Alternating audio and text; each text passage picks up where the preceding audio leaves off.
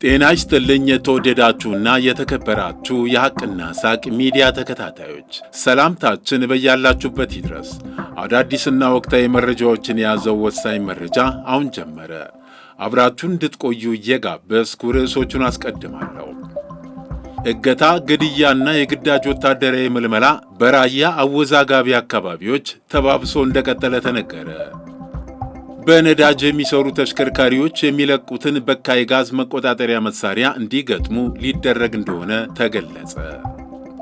የቢሾፍቱ ኤርፖርት ፕሮጀክት የፋይናንስና የሕግ አማካሪ ዓለም አቀፍ ኩባንያዎች ይፋ ተደረጉ።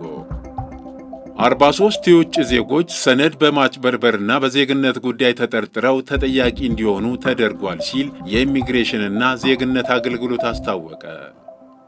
በዓለም ላይ በአንድ ዓመት ውስጥ 630 ሺህ ሰዎች በኤድስ እንደሞቱ ተገለጸ። ሱዳንና ኤርትራ የፖለቲካና የደህንነት ትብብራቸውን ለማጠናከር ተስማሙ። ታላላቅ ጦርነቶች በመቀስቀሳቸው የዓለም የጦር መሳሪያ አምራቾች ገቢያቸው ጨመረ።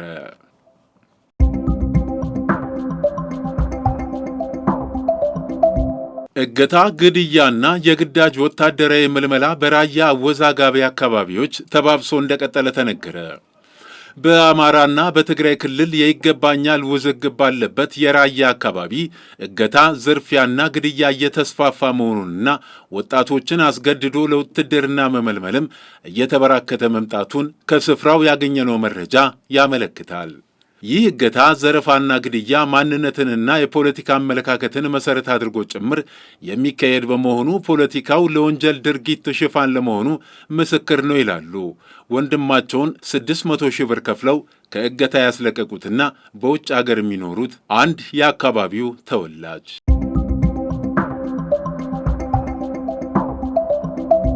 በነዳጅ የሚሰሩ ተሽከርካሪዎች የሚለቁትን በካይ ጋዝ መቆጣጠሪያ መሳሪያ እንዲገጥሙ ሊደረግ እንደሆነ ተነገረ። የኢትዮጵያ ሲቪል አቪዬሽን ባለሥልጣን ከእጽዋት የሚዘጋጅ የአውሮፕላን ነዳጅ ለመጠቀም የሚያስችል ዘላቂ የአቪዬሽን ነዳጅ ላይ የተሠራ የአዋጭነት ጥናት ሪፖርት ህዳር 18 2018 ዓ.ም ሲያቀርብ የተገኙት የትራንስፖርትና ሎጂስቲክስ ሚኒስትር ዶክተር አለሙ ስሜ በነዳጅ የሚሰሩ ተሽከርካሪዎች የሚለቁት በካይ ጋዝ ምን ያህል መሆን እንዳለበት የሚወስን ስታንዳርድ መዘጋጀቱን ገልጸዋል። ሚኒስትሩ ስታንዳርዱን ያዘጋጀው ከኢትዮጵያ የደረጃዎች ኢንስቲትዩት ጋር መሆኑንና አሽከርካሪዎች በተዘጋጀው ስታንዳርድ መሰረት የማይጠቀሙ ከሆነ እንደሚታገዱ፣ በተለይም ለረዥም ጊዜ ያገለገሉና ሞተራቸው ያረጀ ተሽከርካሪዎች የሚለቁት በካይ ጋዝ ከፍተኛ በመሆኑ ካላስተካከሉ እንደሚታገዱ አስታውቀዋል።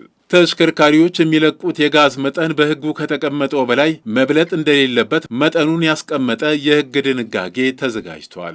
ይህ ሕግ ሥራ ላይ መዋሉ በካይ ጋዝ እንዲቀንስ ያደርጋል። ስለዚህ በቅርቡ ሥራ ላይ ማዋል እንጀምራለን ብለዋል። ስታንዳርዱን ተግባራዊ ለማድረግ የሚያስችል ቴክኖሎጂ መኖሩን የገለጹት ሚኒስትሩ አሽከርካሪዎች ቴክኖሎጂውን መጠቀምንና ስታንዳርዱን ማሟላት ግዴታቸው እንደሆነም ተናግረዋል።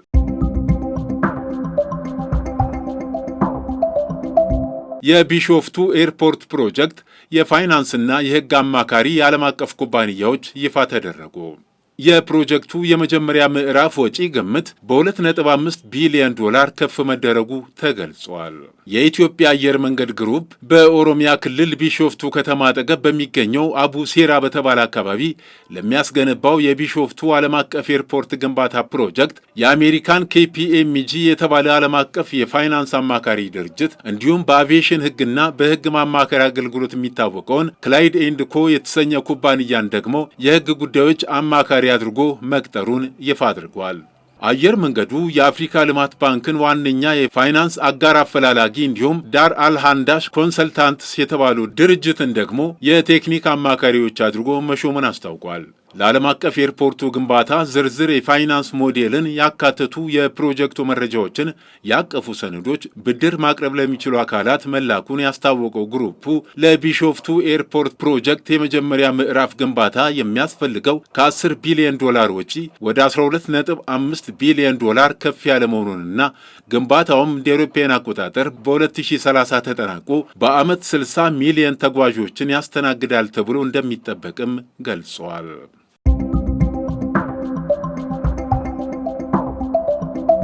43 የውጭ አገር ዜጎች ሰነድ በማጭበርበርና በዜግነት ጉዳይ ተጠርጥረው ተጠያቂ እንዲሆኑ ተደርጓል ሲል የኢሚግሬሽንና ዜግነት አገልግሎት አስታወቀ። የኢትዮጵያ ኢሚግሬሽንና ዜግነት አገልግሎት ዋና ዳይሬክተር ሰላማዊት ዳዊት የተቋሙን የ2018 ሩብ ዓመት አፈጻጸም ሪፖርት ለውጭ ግንኙነትና ሰላም ጉዳዮች ቋሚ ኮሚቴ ባቀረቡበት ወቅት እንደተናገሩት በሐሰተኛ ሰነድ የቪዛና የፓስፖርት አገልግሎት ለማግኘት የሚደረግ ሙከራ እየበዛ ነው። በሐሰተኛ ሰነድ ኢሚግሬሽንና ዜግነት አገልግሎት የማግኘት ሙከራን የማጣራትና በድርጊቱ የተሳተፉትን በቁጥጥር ስር የማዋል ስራ እየተሰራ ነው ብለዋል። በተያያዘው በጀት ሩብ ዓመት 43 የውጭ አገር ዜጎች ሰነድ በማጭበርበርና በዜግነት ጉዳይ ተጠርጥረው ተጠያቂ እንዲሆኑ ተደርጓል ሲሉም አስታውቀዋል። በሐሰተኛ ሰነድ አገልግሎት ለማግኘት የሚደረግን ማጭበርበር ለማስቀረት ቴክኖሎጂን የመጠቀም ስራ እየተሰራ ነው ሲሉም መናገራቸው ተዘግበዋል።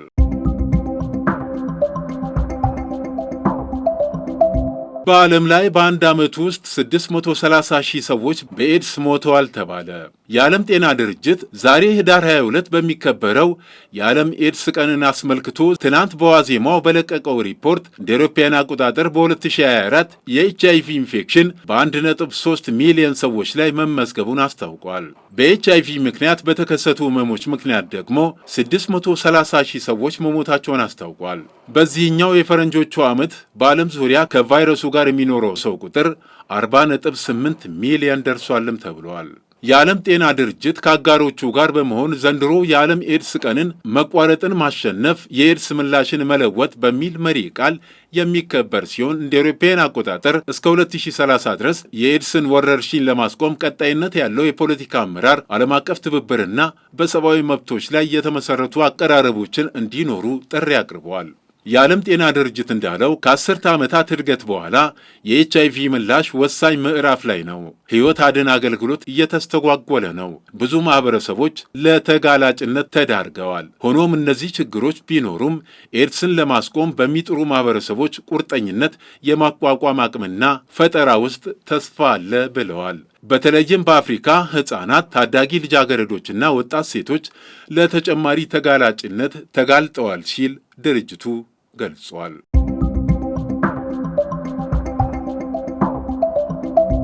ሱዳን እና ኤርትራ የፖለቲካና የደህንነት ትብብራቸውን ለማጠናከር ተስማሙ። የሱዳን ሉዓላዊ ምክር ቤት ኃላፊ ጀነራል አብዱል ፈታህ አልቡርሃን የኤርትራውን ፕሬዝዳንት ኢሳያስ አፈወርቄን በፖርት ሱዳን ተቀብለው አነጋግረዋል። የውይይታቸው የትኩረት ነጥቦች ሁለቱ መሪዎች ባደረጉት ውይይት ኤርትራ ለሱዳን አንድነትና መረጋጋት የምታደርገው ጽኑ ድጋፍ፣ የሁለቱም ወገኖች የውጭ ጣልቃ ገብነት ተቃውሞና ክልላዊ ሰላም ለማስፈን የጋራ እርምጃ አስፈላጊነት የትኩረት ነጥቦች ነበሩ ተብሏል። የኤርትራው ፕሬዝዳንት የሱዳን መረጋጋት ለክልሉ መረጋጋት ቁልፍ ነው ሲሉ በተደጋጋሚ አረጋግጠዋል። ጉብኝቱ የሱዳን ጦር እንደ አውሮፓውያን አቆጣጠር ከሚያዝያ 2023 ጀምሮ ሀገሪቱን እያመሰ ባለው ጦርነት ከአማጺው የፈጥኖ ደራሽ ኃይል ጋር ትግሉን በቀጠለበት ወቅት የመጣ ነው ሲል የዘገበው ስፑትኒክ ነው።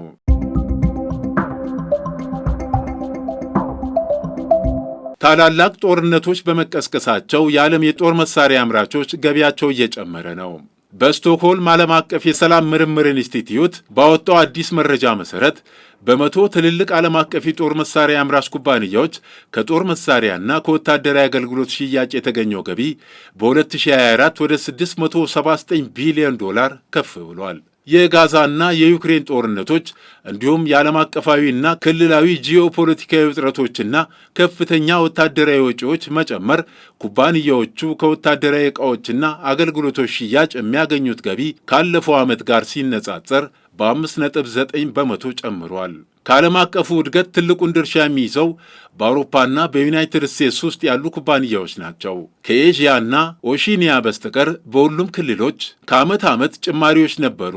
በቻይና የጦር መሳሪያ ኢንዱስትሪ ውስጥ ያሉ ጉዳዮች የአካባቢውን አጠቃላይ ድምር ዝቅ አድርጎታል። የተከበራችሁ የሐቅና ሳቅ ሚዲያ ተከታታዮች ለዕለቱ ያዘጋጀናቸው ዋና ዋና መረጃዎች እነዚህን ይመስሉ ነበር። መልካም ጊዜ።